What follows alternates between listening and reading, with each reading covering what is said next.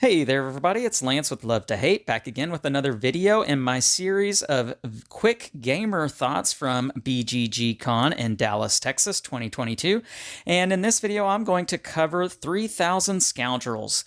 This is from Corey Konecka in Unexpected Games. 2 to 4 players, 60 to 90 minutes, and it's for ages 12 and up.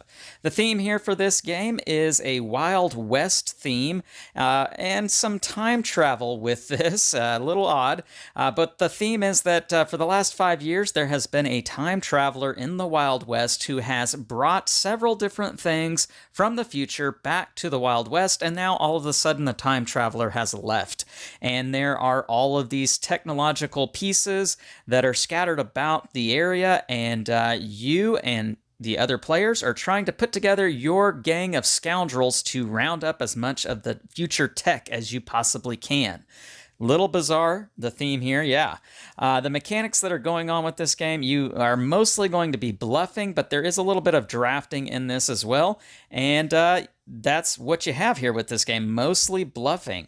So what you are going to be doing each round, when it is your turn, you are going to play a card from your hand. Now, you have poker cards in this game, and the poker cards are going to range from 6 all the way down to 0, which I know there's not a 0 in poker, but there is a 0 poker card in this game. So you have a 0, an ace, a 2, 3, 4, 5, and 6. You're only going to draw 4 of those at a time from a shuffled deck, and you're going to play them on your player board, matching the spaces for the cards going from ace to 6. And so obviously that means there's one less space than the cards that you have available to you, which means you are going to have to bluff at some point because you play these cards face down, claiming it is what you say it is. So I play a card in the 3 card slot, for instance, and so I'm claiming it's a 3, but it doesn't have to be a 3 necessarily. Each card slot has an action that goes along with it. Sometimes that's getting money. Sometimes it's peeking at the safe cards that are there on the central board. Sometimes it's stealing one of those cards, the safe cards. And that's what you'll be doing for most of the game.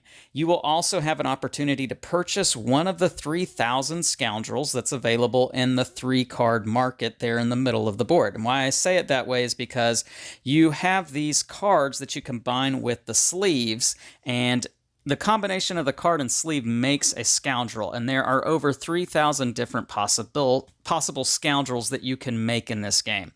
And each one's going to have different abilities. A lot of them will activate when you play a certain card. So if I say I'm playing a 5, it will activate cards in my on my board, my scoundrels that activate with a 5, for instance. And the activations are going to range from different things, such as giving me more money or stealing money from other players, stealing safes, just getting to do lots of different things that will hopefully allow me to gain information or points along the way.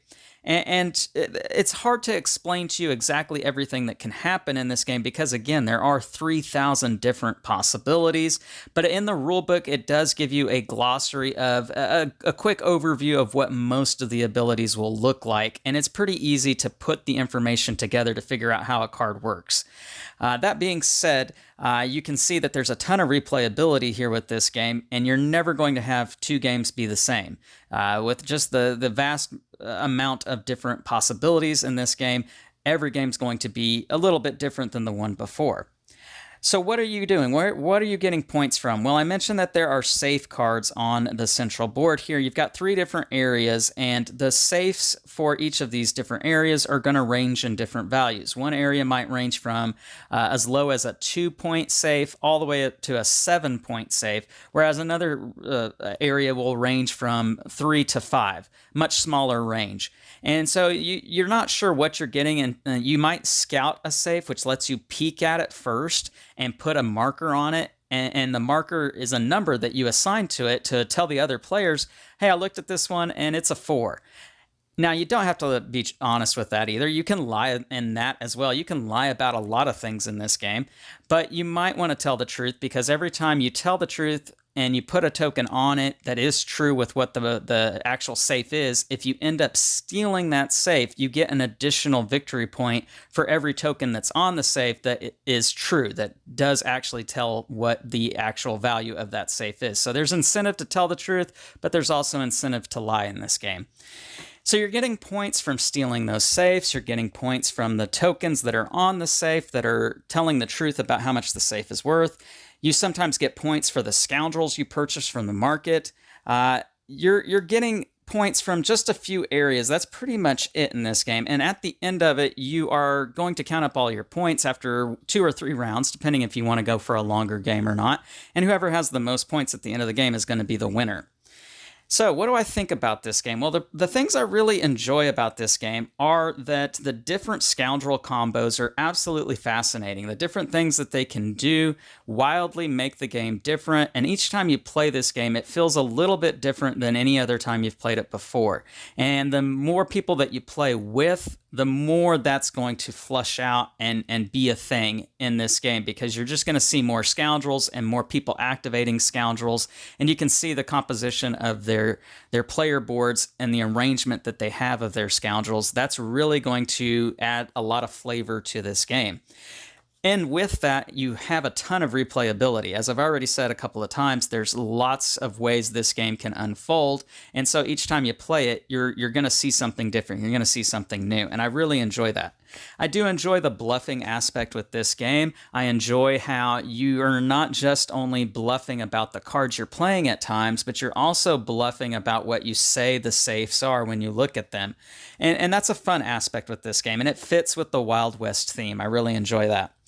Now, there are some things that I'm not too keen on with this game, and that is that one of the things about this game, it never truly feels like it hits its pinnacle. It never felt like to me that it was fully developed.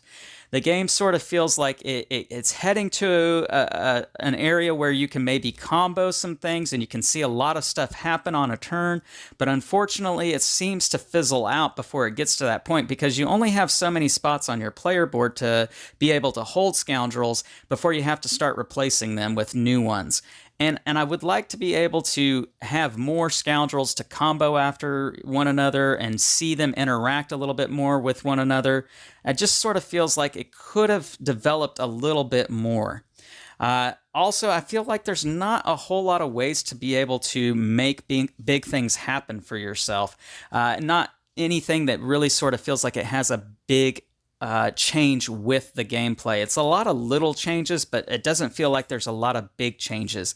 Not enough ways to get points in this game. I feel like a lot of your points come from the safes, of course. Some of the points come from some of the Scoundrels that you get, but that's really about it. I mean, you can get points being on the reputation track, I suppose. There is a reputation track, by the way. I forgot to mention that. But largely, a lot of that doesn't seem to change a whole lot over the course of the game, just a lot of little changes along the way. And then lastly, of course, luck of the draw does play a big factor with this game, because you are limited to 3 cards that are available on your turn in the market, and you're just dependent upon what comes out of the deck. And maybe there's not anything that you really want. Maybe there's nothing you can afford. And it just so happens that there's something really perfect that really works for another player on their turn, and they're able to get it. And that just swings the entire game, and you can't do anything about it. So that does happen in this game. It's something you have to be aware of. So ultimately, I really do like certain aspects of this game. It's something that I'm interested and intrigued by. I just wish it would have kind of developed and come through a little bit more than what it actually does. So all in all, I give this game about a 7.2. It's one that I enjoy playing. It's one that I would have hoped to have enjoyed a little bit more. There you have it. That's my thoughts on 3000 Scoundrels. It is from Unexpected Games. Leave me some comments down below. Let me know what you think about this particular game. If you like this video, please hit the like button, the thumbs up, subscribe to the channel, and hit the bell icon to be notified of all of our great new content. I'm Lance, and this has been Love to Hate, where we try to help gamers find great games to play with non-gamers. We'll catch you next time.